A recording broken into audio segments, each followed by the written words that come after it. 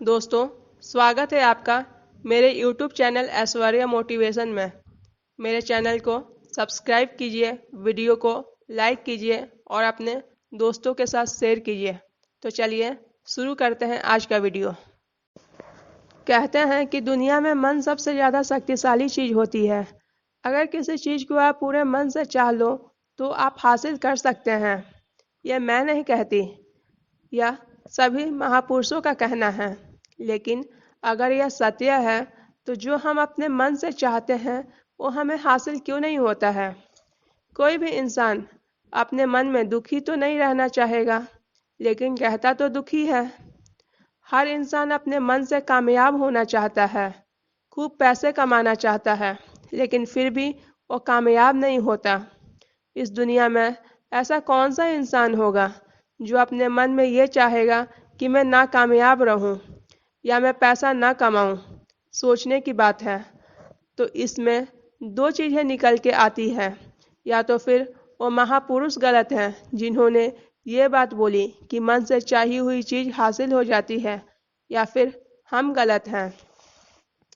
आज की कहानी जो मैं आपको सुनाने जा रही हूँ उससे आपको एक ऐसे मंत्र के बारे में पता चलेगा जिससे आप यह समझ पाएंगे कि अपने मन से कोई भी चीज़ कैसे करवाई जाती है, मन में किसी भी बात का बीज कैसे बोया जाता है।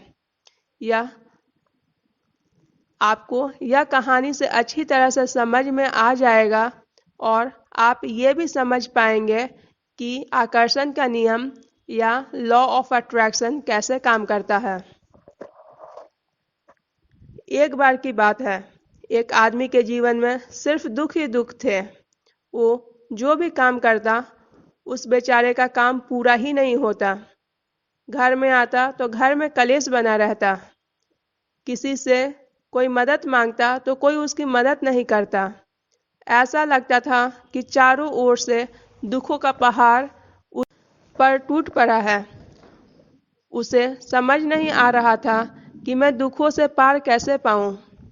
दिन रात यही सोचता रहता कि अपने दुखों से छुटकारा कैसे पाना है। किसी कारण से वो रात में सो भी नहीं पाता था। उसकी आंखों के नीचे बड़े बड़े काले घेरे बन गए थे। कभी कभी तो उसके मन में आत्महत्या का भी ख्याल आता था, लेकिन वो अपने परिवार की चिंता करके ये कदम नहीं उठा पाता था। वो इतना बेचैन हो गया कि उसने निर्णय किया कि वो इन दुखों से छुटकारा पाकर रहेगा। इसके लिए उसे कितनी भी मेहनत करनी पड़े, कुछ भी करना पड़े, चाहे अंगारों पर चलना पड़े, लेकिन इन दुखों से छुटकारा पाकर रहेगा। ऐसे ही एक दिन उसने अपने मित्र से पूछा कि मैं अपने जीवन में कैसे सुधार लाऊं। उसके मित्र ने उसे बताया कि तुम किसी बाबा के पास जाओ। बाबाओं के पास ऐसे मंत्र होते हैं जिससे सारे दुख मिट जाते हैं, जीवन खुशियों से भर जाता है और धन संपत्ति भी हासिल हो जाती है। तुम किसी ऐसे बाबा को ढूंढ लो, बस तुम्हारा काम बन जाएगा। उस आदमी के मन में ये बात पूरी तरह से बैठ गई कि कोई बाबा ही मेरी मदद कर सकता है और कोई बाबा ही मेरे दुख तकलीफ को दूर कर सकता है। और इसलिए उसे किसी भी बाबा के बारे में पता चलता तो वह उस बाबा के पास पहुंच जाता, उस बाबा को अपनी समस्या बताता और उनसे अपनी समस्या का समाधान पूछता और कहता कि बाबा, मैं कुछ भी करने के लिए तैयार हूँ, लेकिन मेरी इन समस्याओं से मुझे छुटकारा दिला दीजिए। आप जो कहेंगे मैं करने के लिए तैयार हूँ, लेकिन मेरे जीवन में सुधार लाइए। बाबा उसे कुछ टोने टोटके बता देते और बदले में दान दक्षिणा ले लेते थे। आदमी पूरी विधि विधान के साथ टोने टोटके करता, लेकिन उसकी परेशानी कम होने के बजाय बढ़ती जा रही थी। धीरे धीरे दान दक्षिणा के कारण उसका धन भी खत्म हो रहा था। फिर उस आदमी ने सोचा कि मेरे जीवन में दुख कम होने के बजाय बढ़ते ही जा रहे हैं, तो मुझे क्या करना चाहिए, बाबाओं के पास जाऊं या ना जाऊं। फिर उसके दोस्त ने उसे एक पंडित के बारे में बताया और कहा कि तुम उनसे अपने घर में पूजा पाठ करवाओ और तुम्हारा सारा दुख तकलीफ दूर हो जाएगा। आदमी के मन में ये बात बैठ गई कि घर में पूजा पाठ करवाने से उसके सारे दुख तकलीफ दूर हो जाएंगे। उस आदमी ने एक पंडित को बुलाया और पूरे विधि विधान के साथ अपने घर में पूजा पाठ करवाया। पंडित जी ने पूजा पाठ किया। पूरे विधि विधान के साथ पूजा संपन्न हुआ और पंडित जी अच्छी खासी दान दक्षिणा लेकर के वहां से चले गए। लेकिन इस आदमी की समस्या दूर नहीं हुई और बढ़ते ही जा रही थी। दुखों का कारण इसको पता ही नहीं चल पा रहा था और दुख और समस्याएं इसकी बढ़ते ही जा रही थी। फिर आदमी के दोस्त ने एक ऐसे बाबा के बारे में बताया जो दान दक्षिणा नहीं लेते। उस आदमी ने सोचा कि जो बाबा दान दक्षिणा नहीं लेते, हो सकता है वो सही बाबा हो। जरूर ही ये कोई महापुरुष होंगे, तभी तो कोई दान दक्षिणा नहीं लेते और हो सकता है कि यही मेरे समस्या का समाधान करें। उन बाबा के बारे में सुनते ही वो आदमी उनके पास पहुंच गया। जब वो वहां पहुंचा तो बाबा ध्यान में बैठे हुए थे। वो आदमी भी उनके सामने बैठ गया। जब बाबा ने आंख खोली तो अपने सामने एक दुखी और परेशान व्यक्ति देखा। वो उसकी आंखों के नीचे काले घेरे देखते ही समझ गए कि वो आदमी अपने जीवन से कितना परेशान है। उसे संबोधित करते हुए बाबा ने पूछा कि बच्चा, क्या चाहते हो? बाबा के पास क्या लेने आए हो? उस आदमी ने कहा, बाबा, मैं अपने जीवन से बहुत परेशान हूँ। मैंने इन दुखों को दूर करने के लिए बहुत से रास्ते अपनाए। हर वो तरकीब करके देखी जो किसी भी बाबा ने मुझे बतलाया। हर वो काम किया जो किसी भी इंसान ने मुझसे करने के लिए कहा, लेकिन मेरे दुखों में कोई कमी नहीं हुई। बाबा, इसके विपरीत मेरे जीवन में दुखों में बढ़ोतरी हो गई। मुझे समझ में नहीं आ रहा है कि मैं क्या करूं। कभी कभी तो मैं आत्महत्या करने की भी सोचता हूँ, लेकिन अपने परिवार के बारे में सोचकर ये कदम नहीं उठा पाता। मैंने आपके बारे में बहुत सुना है बाबा, और मैं बहुत उम्मीद के साथ आपके पास आया हूँ। कृपया करके मुझे कोई ऐसा मार्ग बतलाइए जिससे मुझे अपने दुखों से छुटकारा मिल जाए। मैं अपने दुखों से छुटकारा पाने के लिए कुछ भी करने के लिए तैयार हूँ। आप मुझे कोई भी रास्ता बतलाएं, चाहे वो रास्ता कितना भी कठिन क्यों ना हो, मैं उसको पार करके रहूँगा। बाबा ने महसूस किया कि आदमी तो सच में बहुत परेशान है। बाबा ने कहा कि बच्चा, दुखों को दूर करने के लिए मंत्र ऐसे ही नहीं मिलते। मंत्र पाने के लिए कुछ करना पड़ता है। तुम कुछ कर सकते हो क्या? ये सुनकर उस आदमी ने सोचा कि ये बाबा भी मुझसे दान दक्षिणा ही मांगेंगे। लेकिन और कोई रास्ता न पाकर आदमी ने कहा कि बाबा, आपको जितना भी दान दक्षिणा चाहिए मैं देने के लिए तैयार हूँ, लेकिन आपका मंत्र सच्चा होना चाहिए, वो पूरा होना चाहिए, उसका फल मुझे मिलना चाहिए।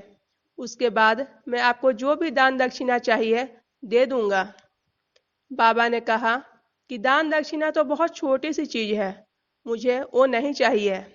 इस पर वो आदमी सोचकर बोला कि बाबा, मैं अंगारों पर भी चलने के लिए तैयार हूँ, आप बस मुझे आज्ञा दीजिए। बाबा ने कहा कि अंगारों पर चलने वाली छोटी चीज मैं तुमसे नहीं करवाने वाला। मैं जो तुम्हें मंत्र दे रहा हूँ वो बहुत कठिन है, उसे पूरा कर पाओगे? उस आदमी ने कहा कि बाबा, आप मुझे बतलाइए, मैं कुछ भी करने के लिए तैयार हूँ, पर आप मुझे बतलाइए तो सही। बाबा ने उस आदमी से कहा कि यहाँ से जब तुम घर जाओ तो रास्ते में अपने मन में यह दोहराना कि मैं सुखी हूँ, मैं सुखी हूँ, मैं सुखी हूँ। बार बार अपने मन में यही दोहराना, और याद रहे कि जुबान पर यह नहीं आना चाहिए, यह सिर्फ मन में दोहराना है। यह सुनकर वह आदमी बोला, बाबा, बस इतनी सी बात? ये तो मैं चुटकी बजाकर कर लूँगा, लेकिन इससे होगा क्या? बाबा ने कहा कि तुम इस मंत्र को करके देखो। वैसे भी तुमने इतने बाबाओं के मंत्र किए हैं, तो इस मंत्र को भी एक बार करके देख लो। उस आदमी ने सोचा कि बाबा कुछ भी दान दक्षिणा तो ले नहीं रहे हैं और छोटा सा मंत्र है, इसे तो मैं कर ही लूँगा। वो बोला, ठीक है बाबा, मैं ये मंत्र जरूर करूँगा। वो आदमी ये कहकर वहाँ से उठकर चलने लगा, लेकिन जैसे ही वो आदमी चलने लगा तो पीछे से बाबा ने बोला, बच्चा यह याद रखना, जब तुम ये मंत्र अपने मन में दोहराओ तो बंदर का विचार तुम्हारे मन में नहीं आना चाहिए, बंदर का ख्याल भी नहीं आना चाहिए, तो ही यह मंत्र सिद्ध होगा। वो आदमी बोला कि मुझे तो आज तक बंदर का कोई विचार नहीं आया, तो अब क्यों आएगा। अब चिंता मत करिए बाबा, मैं मन में बस यही दोहराऊंगा कि मैं सुखी हूँ, मैं सुखी हूँ, मैं सुखी हूँ। यह कहकर वो आदमी वहां से चल दिया। वो आदमी मैं सुखी हूँ, मैं सुखी हूँ, मैं सुखी हूँ, मैं सुखी हूँ दोहराता हुआ थोड़ी दूर ही चला था कि उसके मन में अचानक बंदर का ख्याल आ गया। बंदर का ख्याल एक बार आया और चला भी गया, लेकिन उस आदमी ने सोचा कि आज तक तो मुझे बंदर का कोई विचार नहीं आया, ये आज बंदर का विचार क्यों आ गया। और ऐसा करके उसने बंदर के विचार को पकड़ लिया।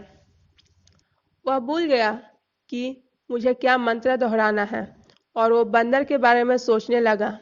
जब थोड़ी देर बाद उसे फिर से होश आया तो वह फिर से अपना वही मंत्र दोहराने लगा जो बाबा ने उसे बतलाया था, मैं सुखी हूँ, मैं सुखी हूँ, मैं सुखी हूँ।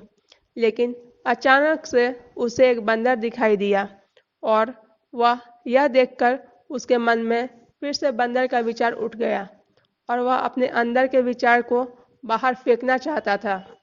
वह चाहता था कि मेरे अंदर किसी भी तरह से बंदर का विचार न आए। ऐसे ही अपने मन से लड़ते झगड़ते वह घर पर पहुंचा और घर पर पहुंचने के बाद अपनी पत्नी से कहा कि बंदरिया, मुझे खाने में बंदर परोस दो।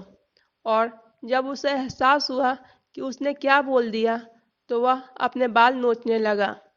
वह दीवारों में सर मारने लगा कि आज तक मुझे बंदर का कोई विचार नहीं आया और आज मुझे क्या हो गया है कि मुझे हर जगह बंदर ही बंदर नजर आ रहे हैं।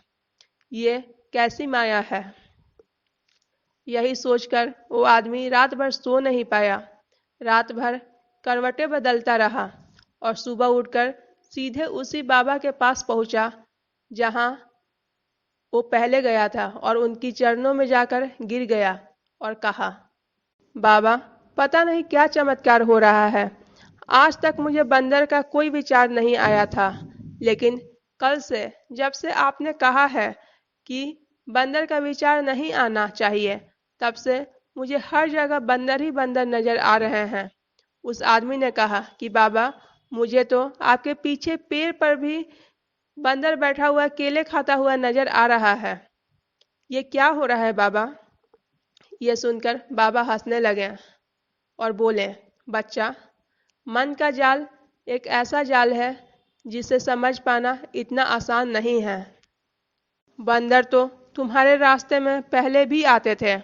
जब तुम मेरे पास आए थे तब इन्हीं पेड़ों पर यह बंदर घूम रहे थे, लेकिन तब तुम्हारे ध्यान में यह बंदर नहीं था।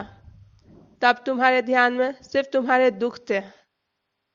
इसके बाद बाबा ने उसे बतलाया कि बच्चा, हम जिस चीज को दूर भगाना चाहते हैं वही चीज हमारे मन में बहुत गहरे से प्रवेश कर जाती है, वो हमारे अंतर मन में समा जाती है। असल में हम जिस चीज से भी छुटकारा पाना चाहते हैं उससे छुटकारा इसलिए पाना चाहते हैं कि वह हमारे साथ बहुत गहरे से जुड़ी हुई है, और हम जितना भी उससे छुटकारा पाना चाहते हैं वो उतनी ही गहरी हमारे मन में बैठते चले जाती है और आखिरकार वह हमारे अंतर मन में छा जाती है। ऊपर से तो हम चाहते हैं सुखी होना कि मैं सुखी हूँ, मैं सुखी हूँ, हमारे होठ भी बोलते रहते हैं, लेकिन हमारे मन में दुख समाये होते हैं। हमारे विचारों में, हमारे मन में हमें दुख ही दुख दिखाई देते हैं।